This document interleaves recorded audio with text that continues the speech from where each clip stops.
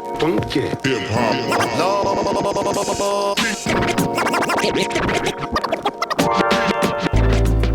Hey everybody, welcome back behind the bar with me this evening.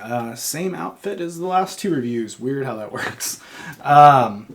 Tonight we're going to be checking out a beer that I am really excited to finally get to review on the channel because this channel needed a review of this beer. We are doing from Fatheads Brewing Company, I believe. Fatheads Brewery.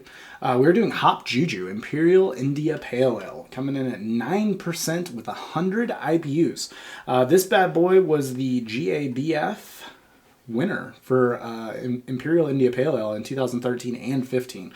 I've actually had this beer before. This was bottled 2/12, so we're just a smidge over a month old. Should still be great. The magical hops cast their spell and the natives chant with the drums beat witchcraft, maybe just a little. Hop JuJu is a supernatural beer with a reckless use of hops, creating aromas and flavors of citrus pine, tropical fruit, and a juicy resinous hop finish. So yeah, let's get into a glass. This beer comes courtesy of, surprise, surprise, my buddy Joe. Him and I actually drank this beer together when we were in Vegas. He got a bunch of it, and we did kind of walking around Vegas. It was our walk-around beer. So I have technically had it, but I did feel like it needed to definitely be reviewed, and I'm curious to see if it's changed at all in the, 2.5 weeks since I've had it. Wow, definitely still smelling good. Anyways, pours out into the glass, just kind of a nice, not quite amber, but kind of amber. A little bit of a haze to it, but not a lot. I mean, I can see my finger through it, but it is hazy. And I don't think that's a chill haze. This has been sitting out a few minutes, so it shouldn't be. But kind of has that nice, reddish yellow, like I said, almost amber color. Had about a finger of head, big soapy bubbles, good carbonation coming up inside the glass and on the outside. Looks killer. Let's see what it smells like. Oh, wow. Big, just citrus bomb. Huge nose. Sweet, citrus, peach, mango, pineapple, orange. The tropical fruits are there in spades.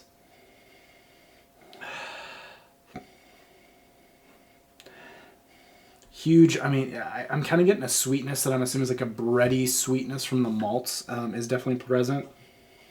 There's some bitterness there, some dankness, but just a big fruit explosion. This baby's 9% and I smell none of that.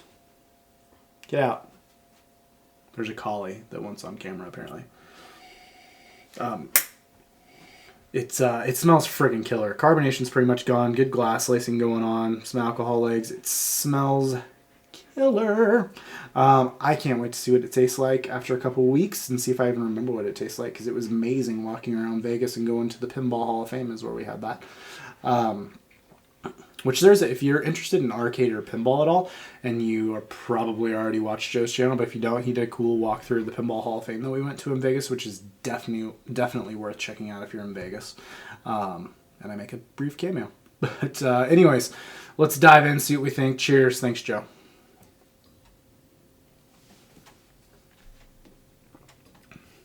Wow. This is a big boy. The citrus elements definitely carry over. The tropical fruits, the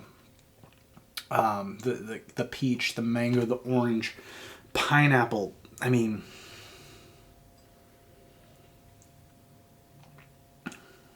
There's definitely a bitterness to it. There's a dankness. There's that we always describe it. Everybody that friggin' does beer reviews, that grapefruit peel, white, pithy. If you bit into the rind of an orange, like that bitterness, that's what you get on this. Coats your tongue. The bitterness, the dankness of this beer just kind of coats the outside of my tongue. All the way to the back, that's where I'm getting that grapefruit peel and the dankness and bitterness. It just kind of goes out on the outside of my tongue and kind of forms at the back. It's definitely sticking around. You can taste the IBUs. It's 100 IBUs. It's not fucking around. It's definitely all there. Another nice thing though is like it's 9%. I don't get any. I've been, for some reason, I don't know what's been going on. Maybe it'll change now that I got sick and wrecked my palate. Now I'm kind of back. I have been picking up on alcohol, like fusel, like warmth, and just I have been picking it up like no other in beer, and it's actually really started to bother me. To like beers that I would normally love, as they've started to warm, like it's hard for me to finish them.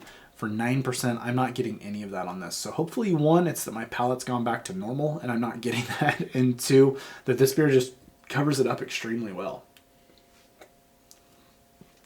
Wow, this drink's great. This is a killer beer. If you've had much from Fatheads, Headhunters, kind of their beer they were kind of got known for a little bit, that's their single IPA. That beer is bitter as hell, like bitter, dank. It has some fruiting elements to it, some citrus, but it's bitter. This beer is not that. I mean, it's definitely has some bitter elements. It's got the dankness, and I keep telling you kind of how I'm tasting the bitterness across my tongue, but it's not overly bitter. It's really well balanced. It's a juice explosion. It's friggin' killer. Great carbonation, great mouthfeel. It's not thin. It's awesome. This beer is killer. I love this beer. Typically, GABF medal winners typically are really true to style, and not my favorite beers of certain styles. That's just the way it works out.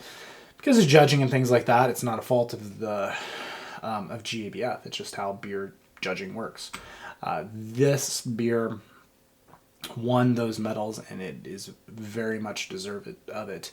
Unlike a beer that's won in the past, like 90 Minute by Dogfish Head, that I believe is won it. That beer is a malty mess.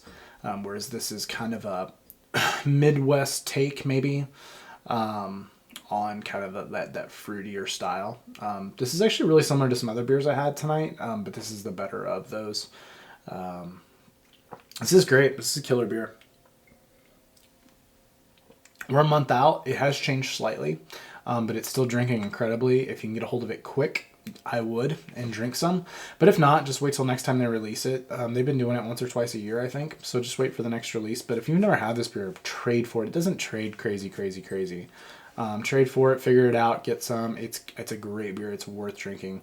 If you love IPAs, you're going to love this beer. I guarantee it. So we'll leave it there. As far as a grade, I mean, this is world class. This is that 97, 98 range for me, for sure. Probably going 97 with it. I mean, it's a killer beer. I will try and drink it every time it comes out. So we'll leave it there. Joe, thanks for sending this my way. Did a lot of pale ales and IPAs. It looks like we're back in that vein, at least for a little while. Actually, probably until my next reviews, which are then going to go into a different style of probably stouts. So Joe and I will be broadcasting live from Reno, Nevada for the first weekend of March Madness. God only knows what state we'll be in when we actually start those beer reviews, and what state we'll be in afterwards, because it's going to be a shit show. But it's going to be a good time, as we always have when we're together, and it's going to be a large group of people.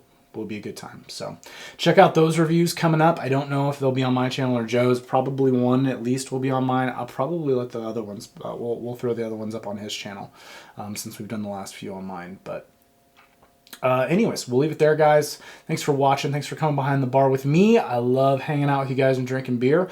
Thanks for the likes, subscribes, and comments. We're growing like crazy, and I love it. Tumbling. But yeah, till next time, guys. Cheers.